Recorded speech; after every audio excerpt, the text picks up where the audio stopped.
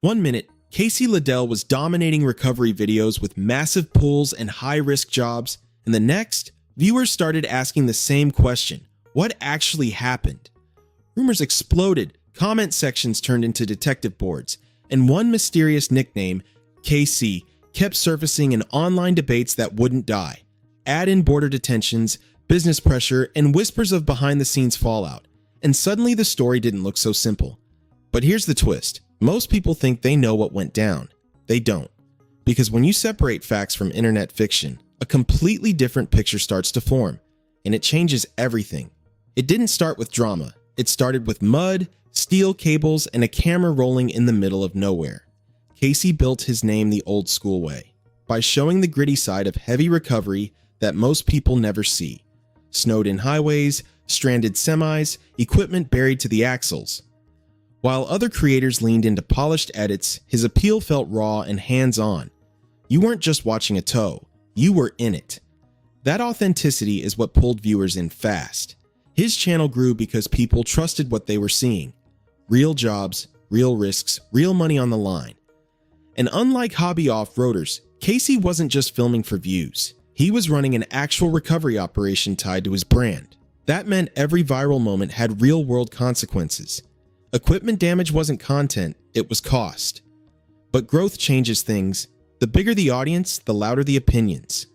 Fans started comparing him to other recovery creators. Every collaboration, or lack of one, became a discussion thread.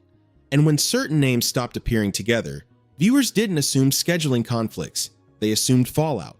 At first, it was just speculation in comment sections. Then it started spreading. And that's when the whispers about something bigger began to take shape. That something bigger had a name: KC. And once that nickname hit the forums, it refused to go away. In online discussions tied to the off-road recovery world, viewers started connecting dots between Casey and a mysterious KC that had been mentioned in drama surrounding Matt's off-road recovery.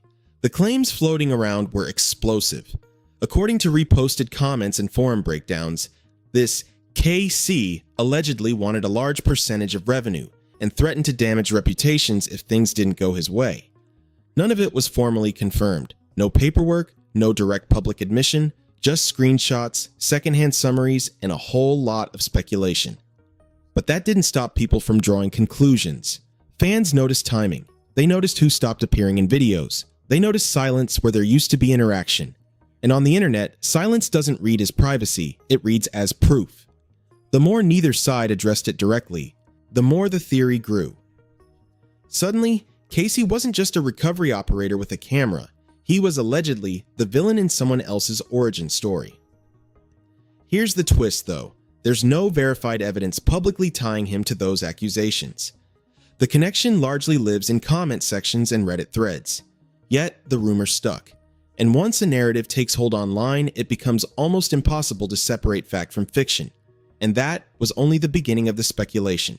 What made the rumor stick wasn't proof, it was pattern recognition. The internet loves filling in blanks, and there were plenty of blanks to work with. Viewers remembered early overlaps in the off-road recovery scene. They remembered collaborations, shoutouts, shared audiences. So when those connections suddenly faded, it didn't feel random. It felt intentional. And in a niche community where everyone seems one handshake away from everyone else, any shift stands out. Then came the timing. Growth spikes, channel pivots, subtle changes in tone. When creators evolve at the same time drama rumors are circulating, fans assume cause and effect, even if there isn't any. Add in reposted screenshots, old livestream clips taken out of context, and commentary channels eager for a storyline, and you've got the perfect storm. But here's the thing. None of it required hard evidence. It only required coincidence and curiosity. The more people debated it, the more the KC theory became part of Casey's identity online. New viewers would stumble into the comment sections already primed to look for clues. And once someone watches with suspicion, everything starts looking suspicious. That's how narratives harden. Not through confirmation, but through repetition. And just as that online storyline reached its peak, Casey dropped a video that made people question everything all over again. Just when the online speculation started cooling down, Casey uploaded a video that reignited everything. The title alone grabbed attention. He claimed he had been detained at the Canadian border and warned he could face serious consequences if he tried to return. Suddenly, the conversation wasn't just about internet drama anymore. It felt real. Viewers immediately connected dots that may not have even existed. Was this related to the rumors? Was there legal trouble behind the scenes? Or was it simply a complicated travel issue that got amplified by a dramatic headline? The truth is, creators often use intense titles because that's how YouTube works. If it sounds urgent, people click. And if people click, the algorithm pushes it further. But context matters. Border detentions can happen for a variety of reasons. Paperwork complications, work visa misunderstandings, customs regulations. None of that automatically equals scandal. Yet, because his name was already tied to speculation, the video poured gasoline on a fire that was already smoldering.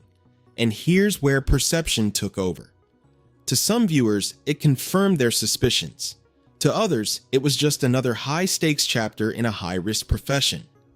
Either way, the narrative shifted from online feud to real-world consequences. And while people argued in the comments about what it meant, something else was happening quietly in the background. While everyone was dissecting border clips and reviving old KC threads, Casey kept doing the one thing that often gets overlooked in internet drama: working. Recovery jobs didn't stop. Equipment still had to roll out. Clients still needed help in the middle of storms and breakdowns, and that's where the real pressure lies. Running a heavy recovery operation isn't just filming cool pulls for views. It's insurance, fuel costs, employee wages, maintenance on machines that can cost more than a house. When you mix that with YouTube revenue swings, sponsor expectations, and an audience that analyzes every decision, the stress compounds fast. One risky move for content can turn into a 5-figure repair bill in real life. That tension can change how a creator operates. Maybe collaborations slow down, maybe the tone shifts, maybe certain appearances stop altogether. Not because of some secret meltdown, but because priorities shift towards stability. Growth forces focus, but online, nuance doesn't trend, conflict does. So instead of seeing a business tightening its lane, some viewers saw distance and assumed fallout. Instead of seeing a creator protecting his operation, they saw proof of hidden drama.